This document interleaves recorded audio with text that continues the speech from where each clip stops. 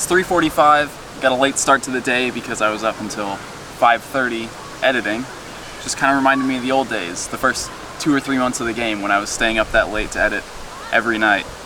I have some eggs hatching, but I'm here at Firestone Park today because a nest migration is supposed to happen in 15 minutes. Wow, that's disappointing. So I want to be here while it happens, just to watch it happen. In the meantime, we do have some stuff to talk about. I'm just going to post up here next to the actual Pokestop. I had no idea this is where it actually was, but there it is. Right here in between two Onix, which is currently the nest Pokemon. Screaming children. I'm right here in between two Onix, which is currently the nest Pokemon here, and I want to watch them disappear as the migration happens. Since I'm here to nest, we might as well talk about nests. Some more nests were added to the game. A lot of people have confirmed that they did get new nests recently. And I know you're tired of hearing about it, but some of these nests appeared in parks that people added or mapped on OpenStreetMap. I was on OpenStreetMap the other day looking at the parks around Downey, and it looks like after the last time I talked about some of these parks, someone went on and mapped all the parks that I had been to. So Rio San Gabriel Park now has all of its footpaths and buildings mapped. Lakeside Park is now marked as an actual park and no longer part of the middle school next to it. Firestone Park had all of its buildings and baseball fields mapped. So I want to say thank you and shout out to iMarbot, who mapped all the parks that I was talking about, and to the guy who made an account on OpenStreetMap just to delete my red footpaths that I mapped here at Firestone Park. Find something better to do with your life. Pokemon are now spawning at Lakeside Park since it was changed from school grounds to an actual park, and there has been an increase in spawns at Rio San Gabriel Park. So with all that said, I've seen enough. I have enough evidence for me to conclude that OpenStreetMap is influencing spawns and other things in Pokemon Go, but this is the last time I'm going to talk about it because some people are taking advantage of that.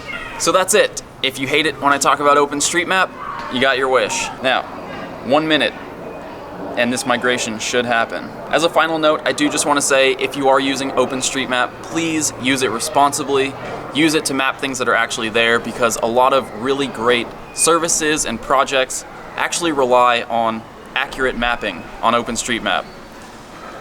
There it is. It happened. 4 o'clock. Firestone Park just changed from an Onix nest to Horsey.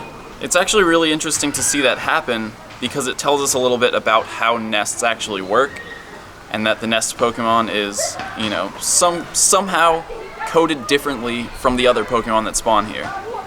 But I can't click on them. What about these? That's weird. Maybe after I catch this I can go back.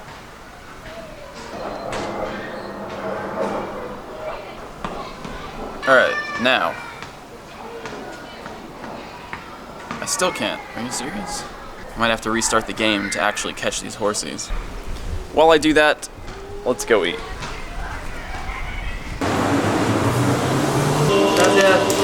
We used to come here all the time during the summer when it was warmer to get juice and stuff, but I haven't been here in a while. There is a gym here though, so while we wait.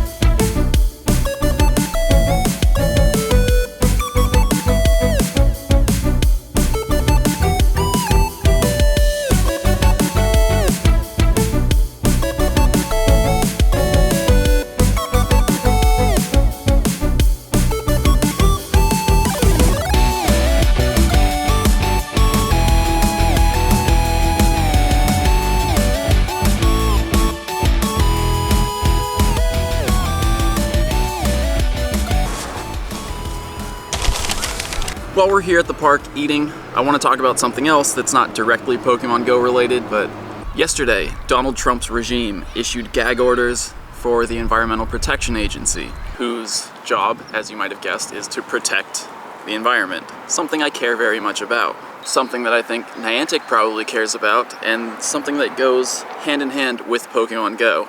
You know, the world, this planet, the place where we play this game and experience these things. The agency also had its grants and contract budget frozen, and that's money that typically goes towards research on things like climate change, which Donald Trump actively denies and apparently thinks is a hoax by the Chinese. Employees at the agency are also forbidden from talking to reporters or using social media to talk about this change. All US national parks have also had their Twitter accounts frozen by our new government, so it just seems like, you know, they really don't want people talking about science, facts, things that are affecting the future of this planet. And since the federal agencies and researchers who are actually doing this work aren't allowed to talk about it, I will. So, here are some scientifically verifiable facts about climate change. Greenhouse gases, including carbon dioxide, methane, and water vapor, trap heat in the Earth's atmosphere and warm the planet. The pre-industrial concentration of carbon dioxide in the atmosphere was 280 parts per million. As of December 2016, 404.93 parts per million. The amount of carbon dioxide is higher than at any time in the last 800,000 years. The United States is the second largest contributor of carbon dioxide in our atmosphere, though it is home to just 4.4% of the world's population. If everyone in the world lived the way people do in the US, it would take 4 Earths to provide enough resources for everyone. The amount of carbon dioxide emitted per capita in the United States is 16.4 metric tons, almost 40 pounds per person. So, just some things to think about. I'm not going to go into why the government might not want people to know things like that. I'll let you figure that out for yourself. But I just felt like I needed to share some facts today. And these are real facts, not alternative facts. Let's go home. Let's see if I can catch some horsey now.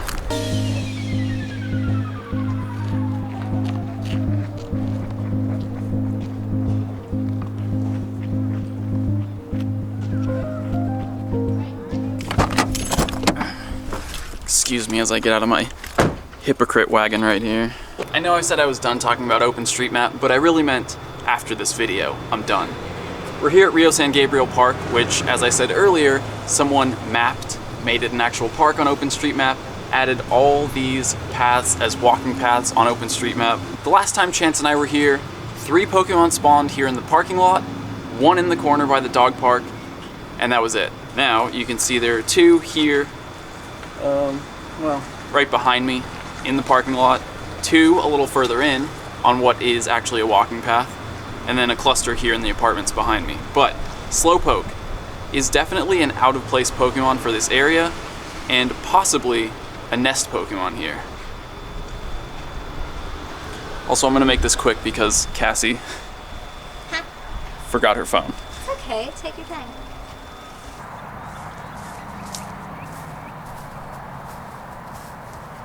First of all, let's just take a second to appreciate these colors. And second, here's another Slowpoke. Slowpoke is totally out of the ordinary for this area, and I'm pretty confident, just based on 2 Slowpokes, that Furman Park is now a nest. At this time, it's Slowpoke. The other day I did see a couple Machops here, so it might have been a Machop nest before the migration, but again, Machop is fairly common in this area, so it's hard to say for sure. But Slowpoke, on the other hand, is a pretty clear indication that there's nest activity here now, since it has been mapped as a park on OpenStreetMap. Before we get back in the car, I just want to say quickly, it's not a good nest.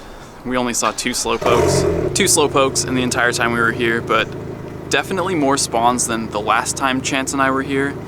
It seemed like maybe even twice as many in the same amount of time. But if you're in the area, come check it out. Try to verify my report on the Sylph Road if you find Slowpokes here.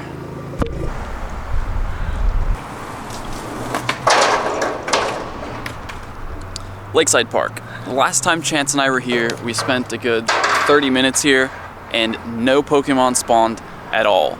And that's because previously on OpenStreetMap, it was mapped as part of the school next to it. The entire boundary of the school, including the park, was marked as school ground?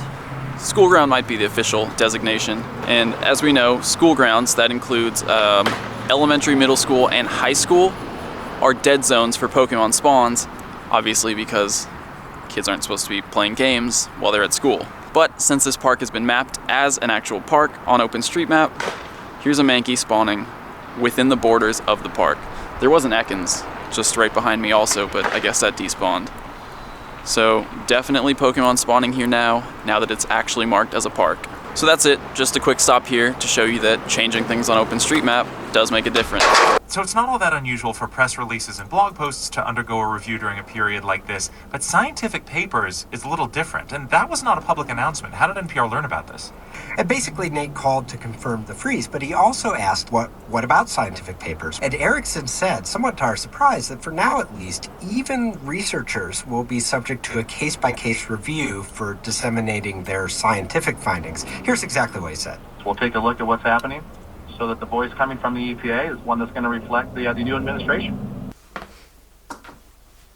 So that's it, just a little bit more evidence that OpenStreetMap is influencing Pokemon Go, and I've seen enough, I believe it. So I'm going to continue looking at OpenStreetMap for my own personal research, but I probably won't share very much more about it here on the channel because a lot of Pokemon Go players are really taking advantage of it to try to increase spawns, mapping their houses as parks and adding footpaths and water features where they don't exist. So this is my last time saying it. Yes, OpenStreetMap does influence Pokemon Go. Please use it responsibly.